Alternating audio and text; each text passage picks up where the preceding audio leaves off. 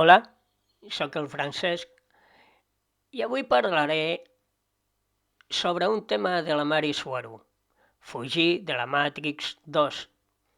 En primer lloc, la Matrix a la Terra és una submàtrix d'una més gran que inclou altres races estel·lars de fora de la Terra. I aquesta també és una submàtrix més petita d'una encara més gran i així successivament, cadascuna amb les seves regles i atributs únics, però també tenen la majoria dels elements en comú entre totes. Com ja he dit, hi ha molta més humanitat aquí. El que definirà una màtrix és el conjunt de percepcions que formaran acords entre les persones que hi viuen i totes les màtrix són mentals, creades pel pensament i els aferraments a les idees. Són una creació directa d'un conjunt de conceptes limitats sostinguts per una consciència còsmica molt més gran, per dir-ho així, i expressats a través dels fragments hologràfics d'aquesta consciència, i aquests fragments són les persones, les criatures que hi viuen i que són també el tot.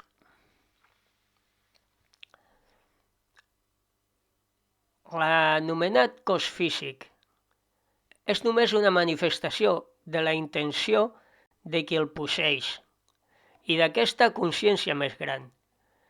I és només una il·lusió, igual que la realitat en què viuen, per més insistent que sigui, però que és real de totes maneres.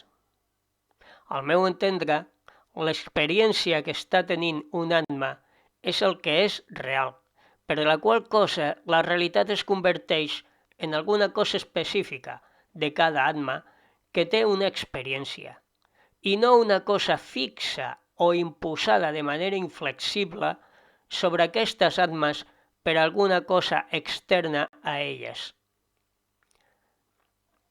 Definint un ànima com un conjunt de conceptes basats en la dualitat bàsica de ser alguna cosa i no pas una altra.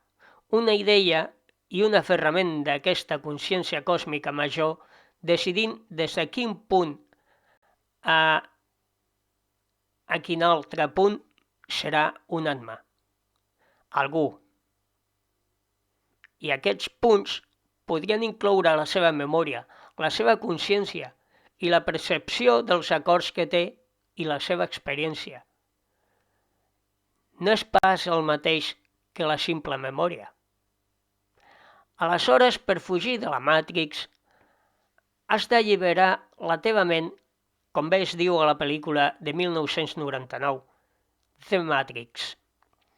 No pots donar per fet res en absolut.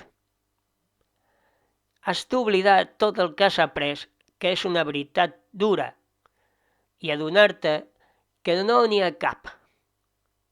Has de partir d'un punt de comprensió i de consciència que res no és real, res en absolut, excepte tu, que estàs tenint l'experiència. Encara les altres persones, des del teu punt de vista, són per a tu el que tu n'has interpretat. La realitat és una construcció mental feta per idees i no pas una veritat dura amb lleis fixes com la ciència de la Terra ha imposat erròniament a la humanitat durant tant de temps. L'univers sencer està fet de consciència i per les idees que s'han aferrat. Per tant, si alguna informació prové de fonts oficials, és molt probable que sigui irreal, falsa i només una mentida per manipular la percepció de la gent. És per això que les notícies sempre són tan catastròfiques, perquè el seu veritable propòsit és mantenir-te amb por, sempre pensant com sobreviure al que et diuen que ve, perquè sempre ve alguna cosa horrible, però la gran majoria de vegades això és només una vil mentida. Han de mantenir la calma, pensar, analitzar què més podria estar darrere. ser crítics i descartar allò no desitjat. Com més socialment acceptat i oficial sigui alguna cosa, sigui el que sigui, més fals i més irreal tendeix a ser i definitivament és part de la Matrix.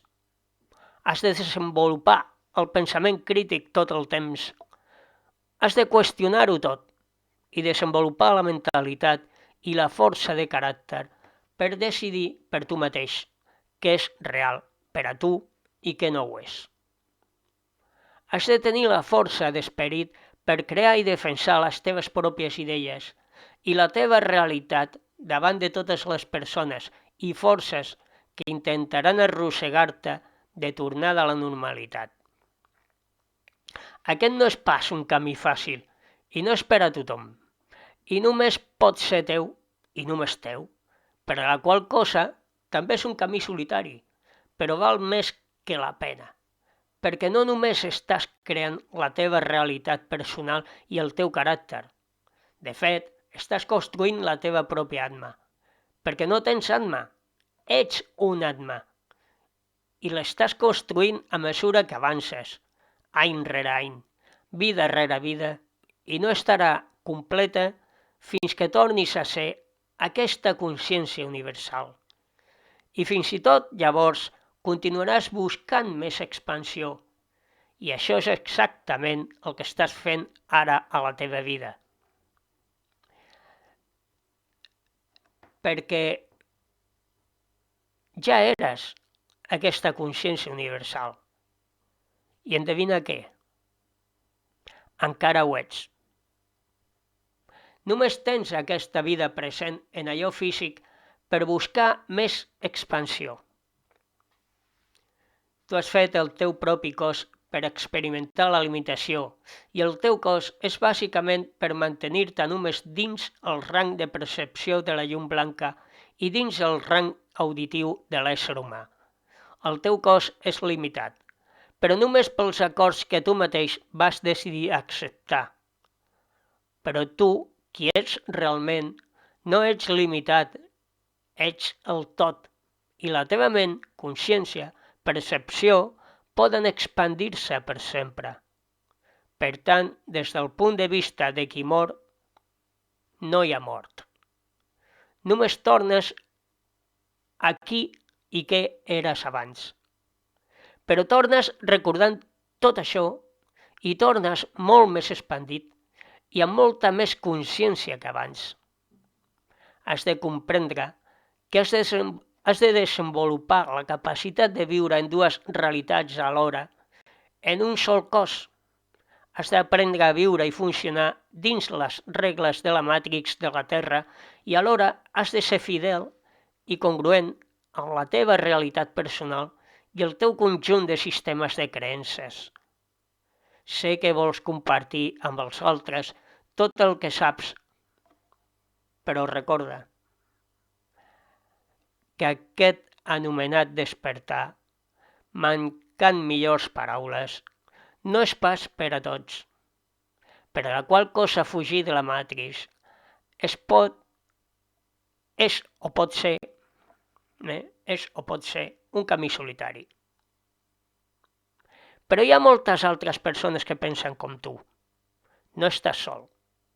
Recorda, tingues i valora els teus amics d'idees afins, però no segueixis ningú i sigues el teu heroi més gran.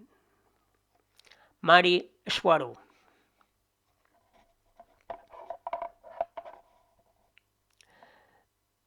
Bé, estic en aquest procés de fugir de la Matrix i no he creat pas per això una nova raça. Visc entre dos mons, dues realitats alhora, i veig coses que altres no arriben a veure. Però com veieu, qualsevol pot estar en aquesta situació. Només has d'alliberar la teva ment de limitacions i aferraments. Siguin vostès mateixos, no tinguin por i visquin l'aventura d'estar entre dos mons alhora. Com diu Mari, el nostre objectiu és expandir-nos. Per això som aquí.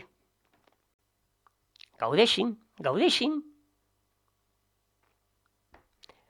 Bé, gràcies a tots per compartir, pels likes i comentaris, gràcies als moderadors i a totes les persones que van arribar en aquest canal. Sempre al meu cor.